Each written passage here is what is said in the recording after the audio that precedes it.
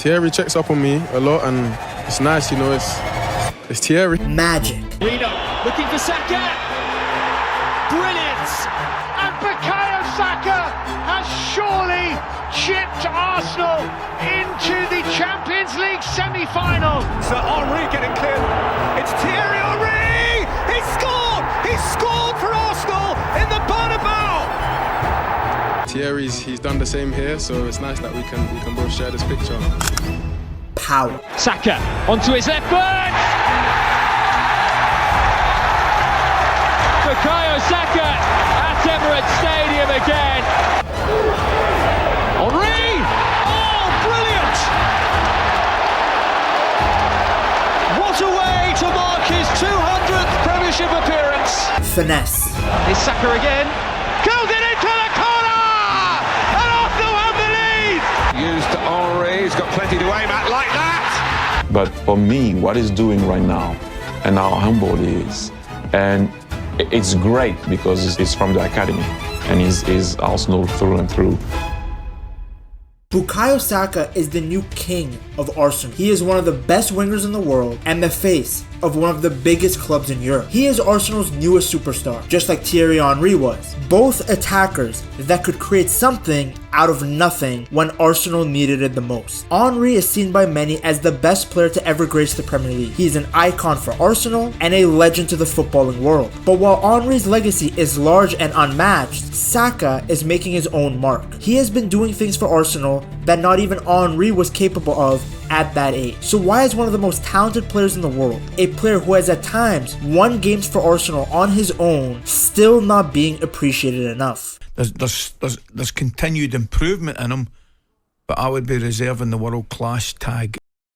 What Saka is doing is not normal. He is at the top when it comes to both chances created and big chances created. In the 2024 season, he had 20 goals and 14 assists, yet somehow didn't make it into the Team of the Year. His brace against West Ham made him the youngest Arsenal player to get 50 Premier League goals. In fact, after 210 appearances for Arsenal, Saka had more goals and assists than Ronaldo did in his first 210 appearances in the Premier League. He started the 2025 season with 7 assists in 10 games, consistently helping Arsenal win matches. People complain that many of his assists come from set pieces, but first of all, consistently delivering a corner to the right area each time takes an immense amount of skill. It takes hours of practice and the execution has to be perfect. So Saka getting a lot of corner and free kick assists is a reflection on how good his crossing is more than anything else. Secondly, when you take away his set pieces, he is still at the top when it comes to creating chances from open play. He is a winger that can create, that can score,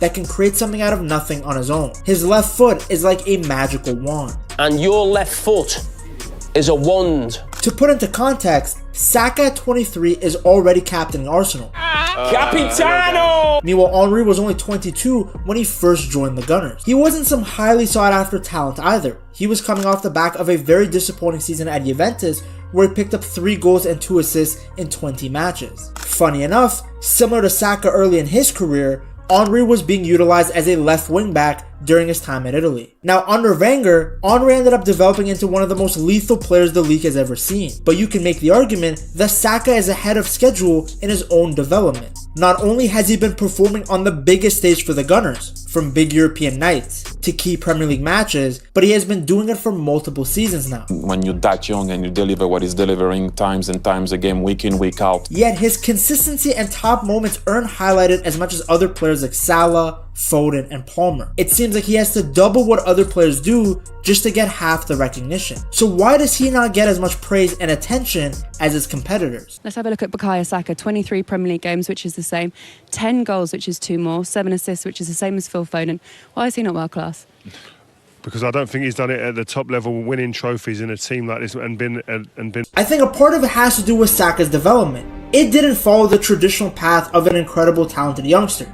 For starters, he began his career as a left back. Yeah, a left back. Bukayo Saka was a left back, and I was playing at right wing. Despite playing out of position, Saka ended up getting 4 goals and 12 assists in the 2020 season. Keep in mind, he was playing for a pretty bad Arsenal side as well. Of course, he's been playing regularly for Arsenal, and obviously in a poor Arsenal team. The Gunners finished 8th that season, behind Wolves and Leicester City, while only 2 points ahead of Sheffield United. Setting up guys like Pepe, Nketiah and Lacazette is honestly not the easiest job. When Arteta joined the club, Saka signed a new long-term contract. Arteta had a lot of faith in him and wanted to build the club around the young Englishman. I think he represents this club in the best possible way. Arteta profiled him correctly, understanding that Saka's pace and dribbling, combined with his excellent decision-making and passing, made him the ideal modern-day winger. Saka started at right wing in the 2020 Community Shield and assisted Aubameyang as the Gunners went on to beat Liverpool on penalties. By December of 2020, Saka had already made 40 appearances in the Premier League for the Gunners, and he was only just 18 years old. He wasn't just involved like some sort of squad player, he was shining. He was voted Arsenal's Player of the Month in December of 2020, then again in January of 2021 due to his 3 goals and 1 assist. His goal against West Bromwich finished 2nd for Arsenal's Goal of the Month.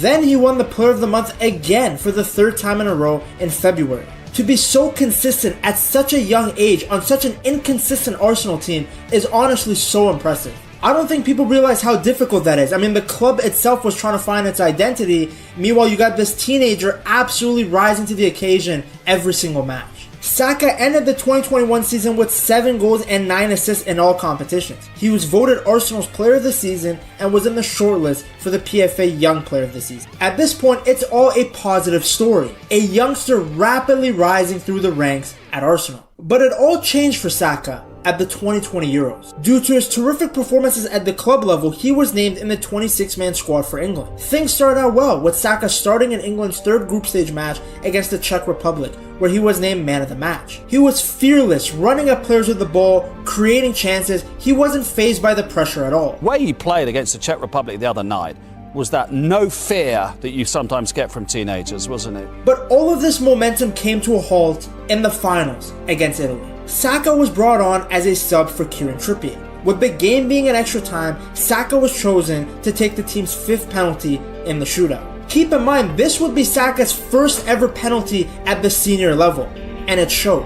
His penalty was saved by Donnarumma, and England lost the Euros final. After Saka's missed, he faced racist abuse online. He himself even stated that he knew exactly the kind of hate he was going to receive. People were even singing "You Let Your Country Down" as a chant to Saka whenever he was playing in the Premier League. I never understood the hate for a young player for missing his penalty in such a high pressure situation.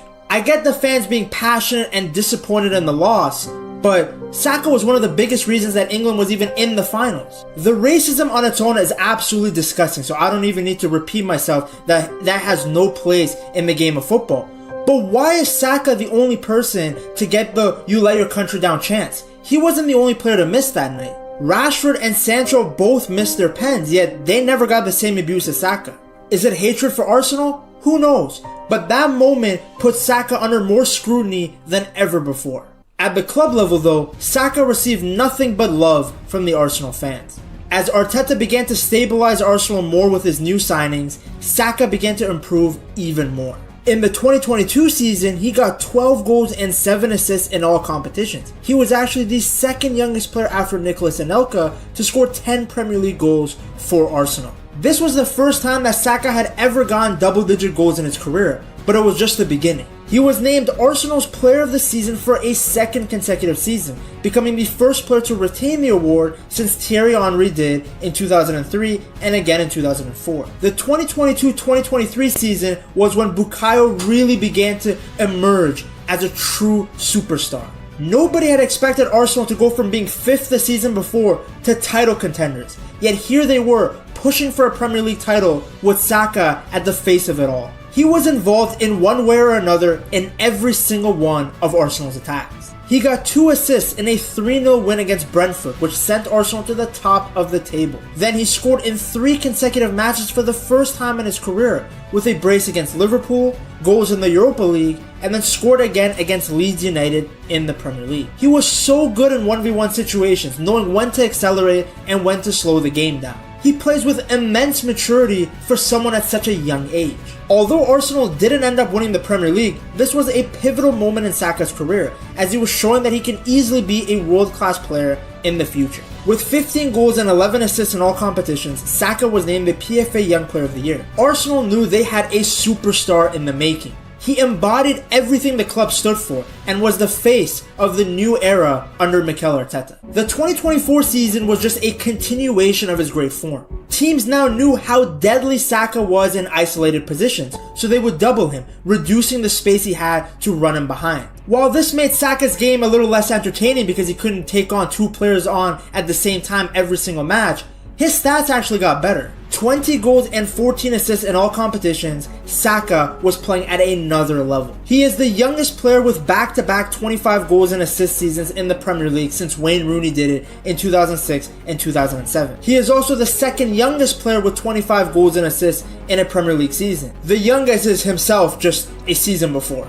There's only 4 players with 50 plus goals and assists in the last 2 Premier League seasons, and Saka is one of them. He became just the 4th youngest Arsenal player to reach 200 appearances for the club and has become the youngest Arsenal player to get 50 goals in the Premier League. Part of the reason his goals have gone up is because Saka is now taking penalties, but in my opinion, that just shows you how mentally strong he is. A lot of players might have shied away from ever taking penalties if they went through what Saka went through, but he grabbed the ball, took on the pressure, and became a better player as a result. Nobody is worried now when Saka steps up to the penalty spot.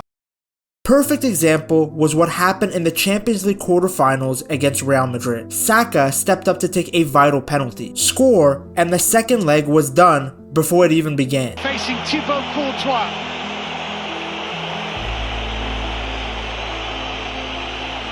Yet he missed. He tried a Panenka that didn't come off. And it's saved! Wow, I cannot believe he's gone for the dink.